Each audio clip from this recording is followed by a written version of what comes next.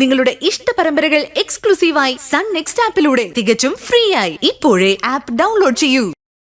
നീ മറ്റൊരാളുടെ കൂടെ കുറെ ദിവസം താമസിച്ച വിവരം എടുത്തു പറഞ്ഞല്ലോ മോളെ. പറഞ്ഞേണ്ടി, എന്നെക്കാൾ നല്ലൊരു കുട്ടിയെ ശരണിന് കിട്ടട്ടെ എന്ന് ഞാൻ ആശംസിക്കുകയും ചെയ്തു. അയ്യോ നന്നായി. നമ്മള് ജീവിതത്തില് സ്ട്രെയിറ്റ് ആയിരിക്കണം, ആരെയും ചതിക്കാൻ പാടില്ല. ഇനി അങ്ങോട്ട് ഞാൻ സ്ട്രെയിറ്റ് ആയിക്കോളാം ആന്റി. നിന്റെ കയ്യിൽ മെഡിക്കൽ സർട്ടിഫിക്കറ്റ് ഉള്ള കാര്യം നീ പറഞ്ഞില്ലേ? ഓ, അയാള് സർട്ടിഫിക്കറ്റ് ഒന്നും ചോദിച്ചില്ല, അതുകൊണ്ട് ഞാൻ പറഞ്ഞില്ല. ഒരു സർട്ടിഫിക്കറ്റിന്റെ ബലത്തിലാണോ അയാൾ ഇവളെ വിശ്വസിക്കേണ്ടത്? സമ്മതിച്ചു. പക്ഷെ ഇവള് മറ്റൊരു വലിയ കള്ള ആ ചെറുപ്പക്കാരനോട് പറഞ്ഞു.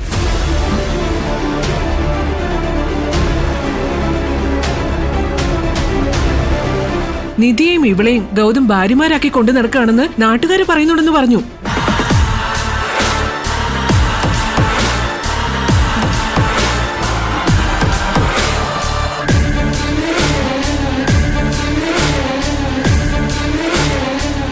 എപ്പോഴാണ് ഞാൻ നിന്നെ ഭാര്യയായിട്ട് കൊണ്ടുനടന്നത്?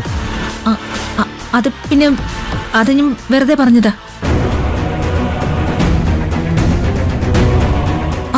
നാട്ടുകാരെന്നെ വല്ല അപവാദം പറഞ്ഞ അയാൾ എന്നെ സംശയിക്കുന്ന അറിയാൻ വേണ്ടിയാ ഞാൻ അങ്ങനെ പറഞ്ഞത്. ഓ, നീ അവനെ പരീക്ഷിച്ചതാണോ? അതെ ആന്റി, പരീക്ഷണത്തിൽ അയാൾ തോറ്റു. അയാൾ ഒരു സംശയ രോഗിയാണെന്ന് തെളിയിച്ചു. അങ്ങനെ ഒരാളെ ഞാൻ എങ്ങനെ വിശ്വസിച്ച് സ്വീകരിക്കും ആന്റി? ഇതൊക്കെ നിന്റെ അടവാ. അതിവിടെ എല്ലാവർക്കും അറിയാം, പക്ഷെ നിധിക്ക് മാത്രം ഇത് മനസ്സിലാവുന്നില്ല. ഗൗതമിന്റെ ജീവൻ രക്ഷിച്ചവളാണ് ശിവാനി. ഇവളെ ഏതെങ്കിലും അലവലാതിയുടെ കയ്യിൽ പിടിച്ചു കൊടുക്കാൻ ഞാൻ സമ്മതിക്കില്ല. അങ്ങനെ ഞാൻ പോവില്ല. എങ്കിൽ ചേച്ചിയുടെ സങ്കല്പത്തിലുള്ള വരൻ എങ്ങനെയാണെന്ന് പറ. ദേ, ഇനി ആരും ശിവാനിക്ക് ചെറുക്കനെ അന്വേഷിക്കണ്ട.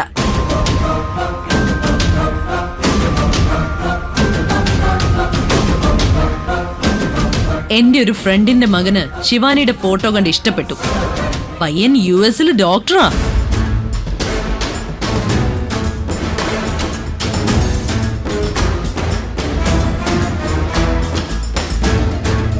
അവൻ ലീവില് വന്ന് ഇവര് തമ്മിൽ നേരിട്ടൊന്ന് കാണട്ടെ, എന്നിട്ട് നമുക്കത് ഫിക്സ് ചെയ്യാം. വസു അവനോട് വേഗം ലീവിൽ വരാൻ പറയൂ. അയ്യോ, 1 വർഷം കഴിഞ്ഞേ ലീവ് കിട്ടൂ.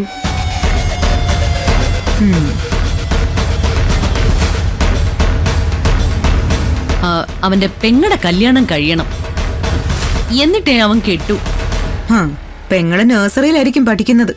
കളിയാക്കണ്ട. 2 വർഷത്തിനുള്ളിൽ പെങ്ങടെ കല്യാണം നടക്കും. അത് കഴിഞ്ഞ് ഇവളെ അവൻ വിവാഹം കഴിക്കും. ഫോട്ടോ പോലും കാണാതെ തന്നെ എനിക്ക് ആ പയ്യനെ ഇഷ്ടപ്പെട്ടു. ഇതാണ് നിന്റെ ആറ്റിറ്റ്യൂഡ് എങ്കിൽ ഞാൻ പ്രതിജ്ഞയെ കുറിച്ച് അങ്ങ് മറക്കും.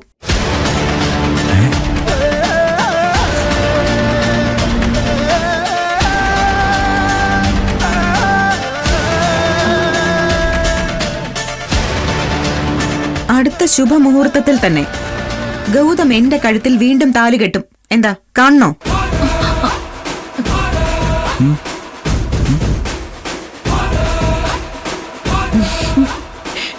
അല്ലെങ്കിലും പ്രതിജ്ഞ മറക്കാൻ മുട്ടി നടക്കുക നീയെന്ന് എനിക്കറിയാം.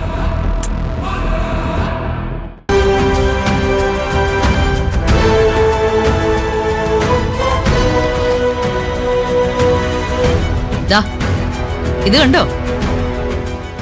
ഇതിലുണ്ട് കൊടുത്ത വാക്ക് മറക്കാനുള്ള നിധിയുടെ ആവേശം.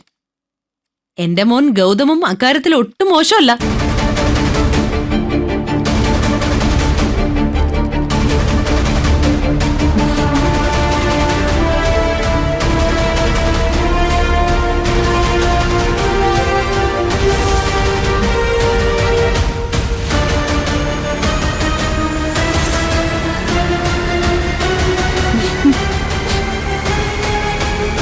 വെളുക്കാൻ തേച്ചത് പാണ്ടാവോ? ഈ ആന്റി വന്ന് മണ്ടത്തരം മാത്രമേ കാണിക്കൂ. ഗോപിയേട്ട, ഏറ്റവും അടുത്ത മുഹൂർത്തത്തിൽ തന്നെ ഇവരുടെ താലികെട്ട് നടത്തണം.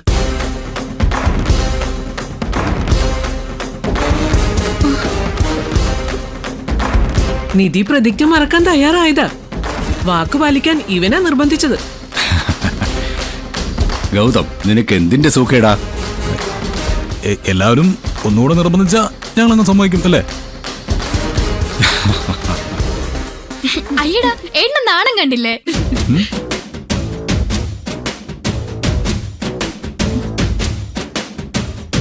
തൽക്കാലം എന്റെ വാക്ക് മാറ്റാൻ ഞാൻ തീരുമാനിച്ചിട്ടില്ല.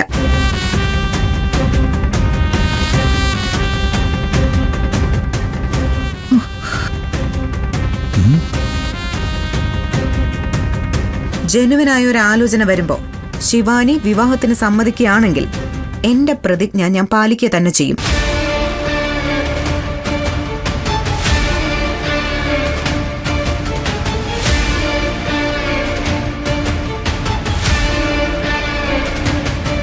അതല്ല, അക്കരെ നിന്നൊരു മാരൻ വന്ന് 2 വർഷം കഴിഞ്ഞ് കല്യാണം നടത്താനാണ് ഭാവമെങ്കിൽ ആ ചടങ്ങ് നടക്കുമ്പോഴേ എന്റെ ഒക്കത്തൊരു കുഞ്ഞുകൂടി ഉണ്ടാവും.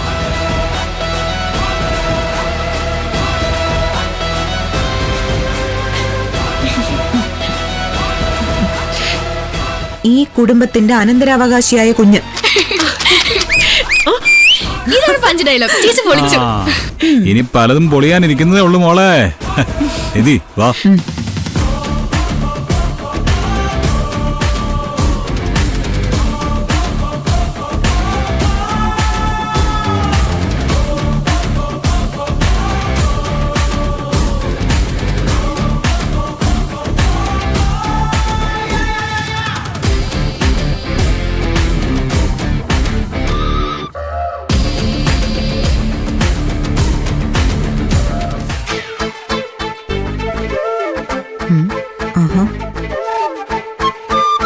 എന്തോ കടുത്ത ചിന്തയിലാണെന്ന് തോന്നുന്നല്ലോ.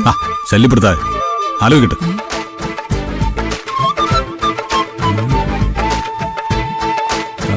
ശരിയല്ലോ. 1 2 3 4.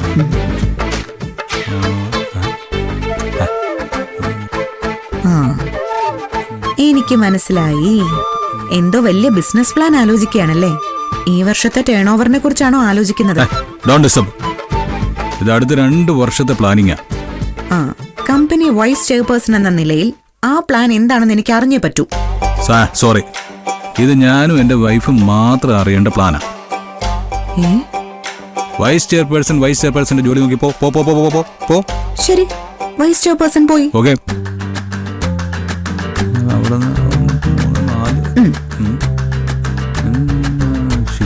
വൈഫ് വന്നു. എന്താ കാര്യം? ഒരു വൈഫ് ചോദിക്കേണ്ട വിധത്തിൽ ചോദിച്ചാ പറയാം. ഓ ശരി, അങ്ങനെ ചോദിക്കാം. എന്താ ഗൗതമേട്ട ഞാനുമായി പ്ലാൻ ചെയ്യാനുള്ളത്? മോളിരിക്കെ ചേട്ടനെ വിശദമായിട്ട് തന്നെ പറഞ്ഞുതരാം. 2 വർഷം കഴിഞ്ഞ് ശിവാനിയുടെ കല്യാണം നടക്കുമ്പോ നിന്റെ ഒക്കത്തിരിക്കുന്ന നമ്മുടെ കുഞ്ഞിന് ആ സമയത്ത് 1 വയസ്സെങ്കിലും വേണം. അത്രയെങ്കിലും ആയാലേ ഒക്കത്തെടുക്കാൻ പറ്റൂ. അങ്ങനൊരു കുഞ്ഞ് ആ സമയത്ത് നിന്റെ കയ്യിൽ വേണമെങ്കിൽ നമ്മൾ ഇപ്പോഴേ അതിനുള്ള ശ്രമം തുടങ്ങണം. അയ്യേ, നാണം കെട്ട മനുഷ്യൻ. എന്ത് നാണം? എന്ത് നാണം? നീ പറഞ്ഞ വാക്ക് പാലിക്കേണ്ടത് എന്റെ കടമയാ. നിനക്ക് ഞാൻ 10 മാസത്തിനകം ഒരു കൊച്ചു നിധിയെ തരും.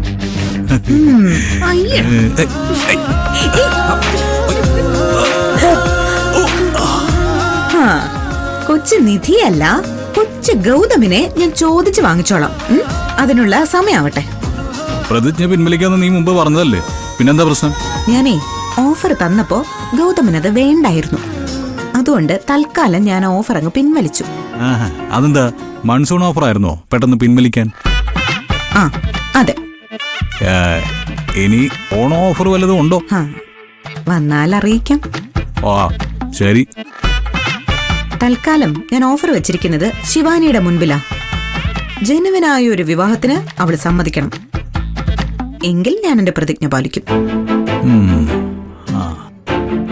അതല്ല, വസുന്ധരാന്റിയുടെ കൂടെ ചേർന്ന് നമ്മളെ അകറ്റാനുള്ള ശ്രമം അവൾ തുടരാനാണ് അവളുടെ ഭാവമെങ്കിൽ ഞാൻ പറഞ്ഞതുപോലെ സംഭവിക്കും. നമ്മുടെ കുഞ്ഞിനെ അവൾക്കും താലോലിക്കേണ്ടി വരും. അത് തന്നെയാ ഞാനും പറഞ്ഞത്. അവൾക്ക് താലോലിക്കാൻ ഒരു കൊച്ചു വേണ്ടേ? ആദ്യം അവളുടെ തീരുമാനം എന്താന്ന് നോക്കട്ടെ. അത് കഴിഞ്ഞ് നമുക്ക് താലി കെട്ടാം.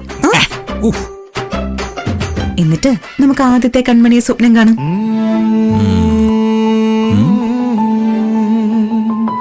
പെണം അനങ്ങാതെ മോനൂസേ.